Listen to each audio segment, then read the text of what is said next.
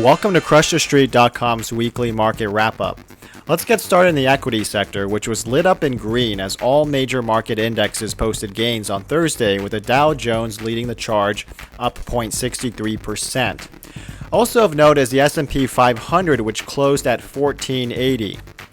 To put this in perspective, this is only 3.3% off of its all-time closing high set on May 30th, 2007, and is a mere 5.4% off of its all-time intraday high set on October of the same year.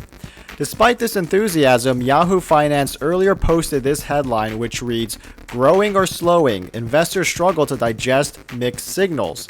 The article then goes on to say, investors seek to determine whether the climate for stocks and the economy is getting better or worse. There are two things to consider. According to a segment from CNBC, technical analysts have noted that the current bull market in the equities looks tired, with periods of prolonged rallies getting shorter and shorter. Also, we have to be cognizant of the debt ceiling and sequestration debates that must be resolved by the end of February. Undoubtedly, the political climate is deeply fractured, and some of the potential bitterness arising from the proposed assault weapons ban could spill over into the fiscal sector. Whatever the cause, markets hate uncertainty, and the current fundamentals suggest volatility is more likely than not. Even though Thursday represented a significant milestone, the markets earlier in the week were rather slow, as reflected by the US dollar index. At only one point did the index successfully challenge the 80 level, with most of this week's price action occurring between 79.80 at the high and 79.50 at the low. We should point out that the current level at 79.65 is below both the 50 and the 200-day moving averages, which indicates bearishness. However, the fundamental drivers of the aforementioned debt ceiling debates could swing the index wildly to the upside, which theoretically would put pressure on both equities and commodities.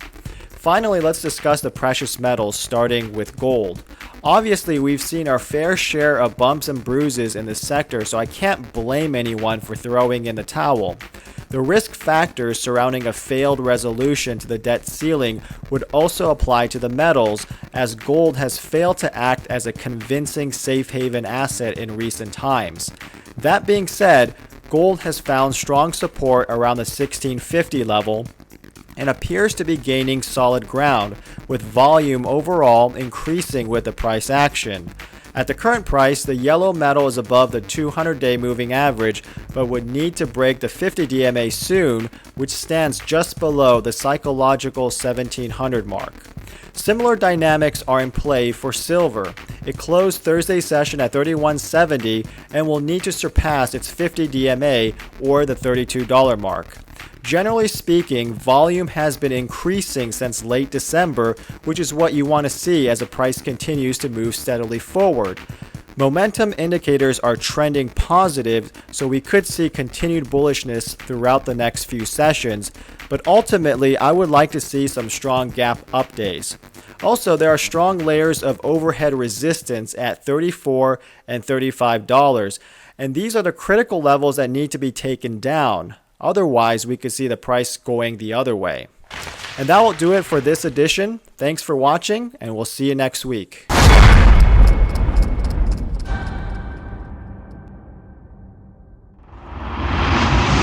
For more unconventional ideas, please visit CrushTheStreet.com.